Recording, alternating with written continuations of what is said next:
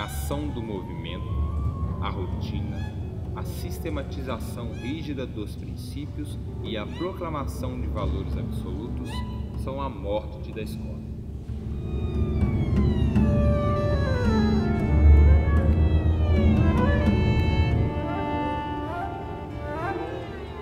É impossível descrever a música com palavras.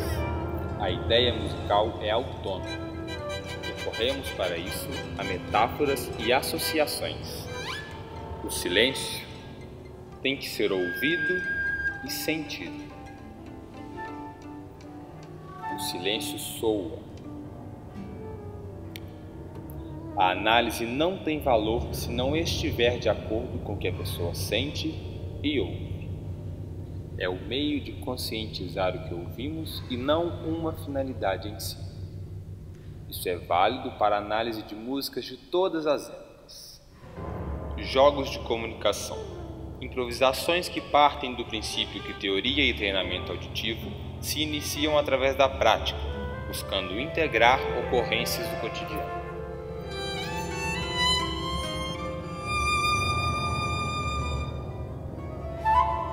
Cada fase do desenvolvimento humano tem seu próprio nível de consciência. O ser humano nem sempre percebe as coisas da mesma maneira nos diferentes níveis. Naturalmente, o mesmo ocorre nas diferentes culturas, uma vez que o grau do nível de consciência é relativo à cultura.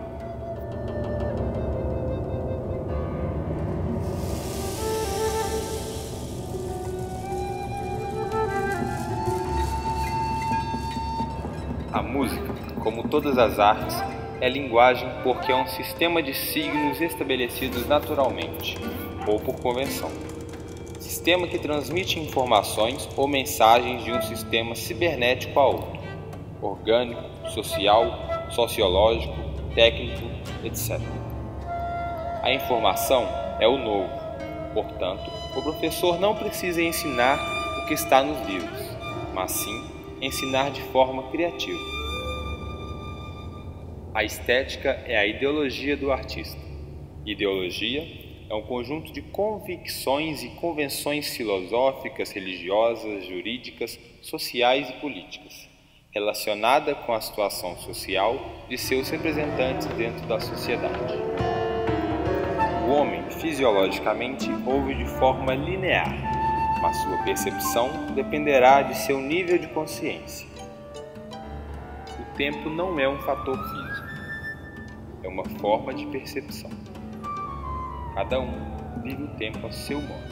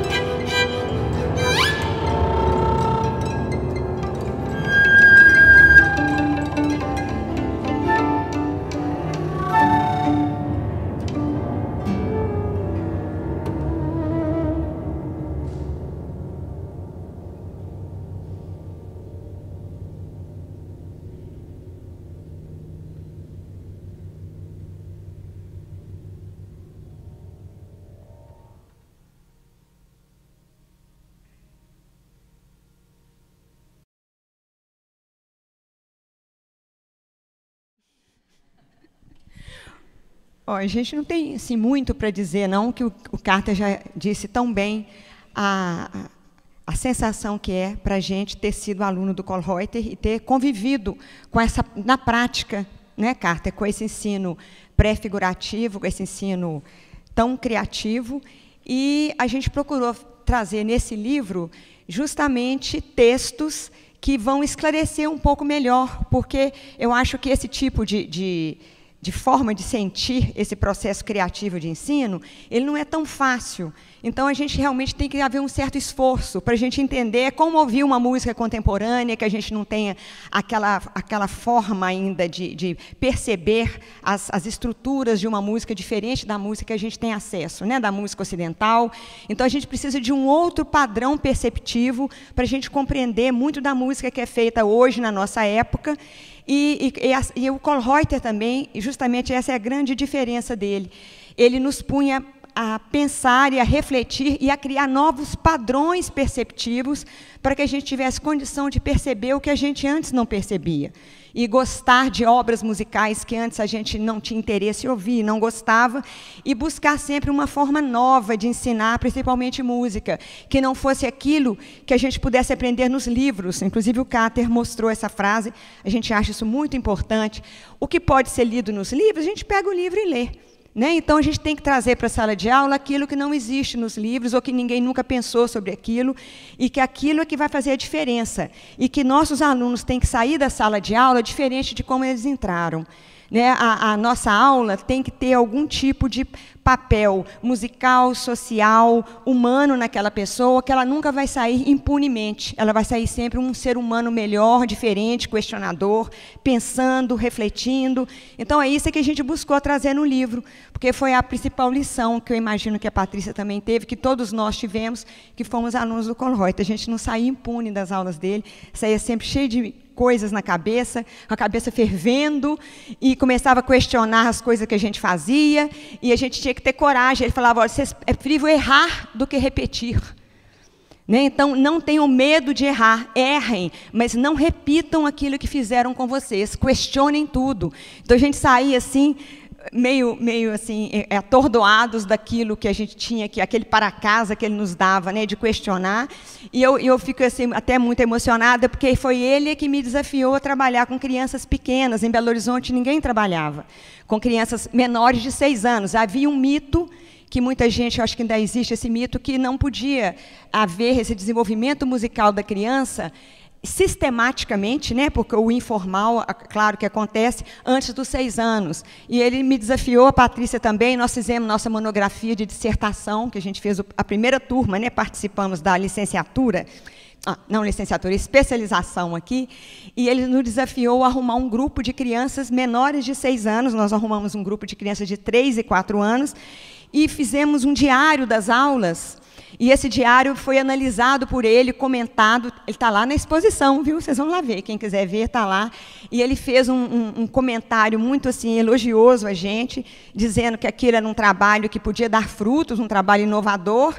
E realmente deu muitos frutos, né? Porque a minha vida passou a se dedicar, eu dediquei a minha vida praticamente a um viés da minha vida, a educação musical infantil. A Patrícia continuou também seguindo outros caminhos também movidos por ele, mas a ele a gente deve muito. Eu acho que, no caso do Scherchen, né, ele foi o nosso mestre. Depois nós tivemos outros, graças a Deus, nós tivemos uma felicidade muito grande de ter uma formação assim, muito privilegiada, mas ele talvez tenha sido o primeiro grande mestre que a gente tenha tido na vida, né? E agora eu vou passar a palavra para ela. Pouco a dizer, depois de tudo que foi dito, mas o que a gente pode reforçar aqui é a ideia de que o privilégio foi uma constante na nossa vida. Primeiro que a gente tem uma outra, né, Betânia? Como amigas eternas, e a gente está sempre junta desde aqueles tempos. E a gente era muito nova quando o Kölreuter chegou na nossa vida. Então, imagina o impacto que ele causou.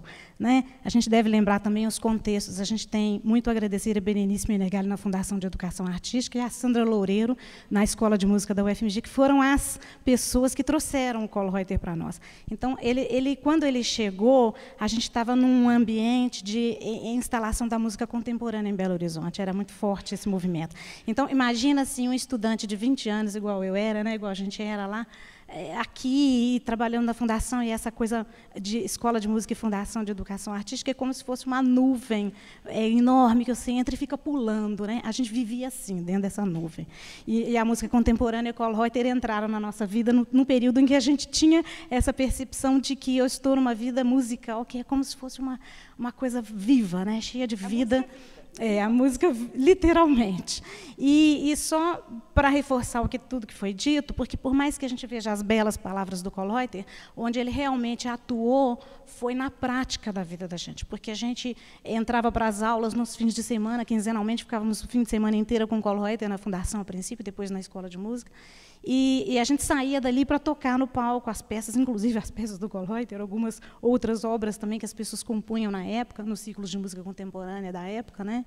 E a gente ia para dentro de sala de aula diretamente, saía ali na segunda-feira, estava dando aula com todas aquelas inspirações que o Kollhoiter deixava. Então, foi muito interessante para a gente agora, depois de um percurso tão longo, e de tantas outras coisas que influenciaram a vida da gente, porque é um percurso cheio de grandes influências que a gente teve, né? Tanto a Bethânia quanto eu, nós tivemos muitas oportunidades de influências maravilhosas. E a gente chega num livro agora que eu vejo lá uma oficina que eu fiz aqui, que está tudo no livro, tem os vídeos também que são passíveis de serem assistidos, está lá o endereço, e a gente se vê como se fosse ontem, né? Como se tudo que o Kollhoiter tivesse trabalhado com a gente tivesse absolutamente vivo e assim, intocado. Então, você entra e vê, nossa, o Kollhoiter está aqui comigo esse tempo todo, eu nem estava lembrando tanto disso, né? Então, o tributo ao Kollhoiter fez um pouco desse resgate para nós, de rememoração do tanto que ele está presente nas nossas práticas, mesmo que essas práticas hoje sejam muito diversas e variadas e atendam a diferentes necessidades, mas ele está sempre um pouquinho lá. O Kollhoiter é do coração, né, gente? Vocês já entenderam que é por aí. E é isso, o que a gente queria deixar para vocês é um pouquinho dessa impressão de profunda conexão com as coisas da música que ele trouxe para a gente. E após o concerto, a gente vai estar vendendo os livros para quem interessar, né? E autografando, como a Guida disse. Então tá, gente, muito obrigada, viu?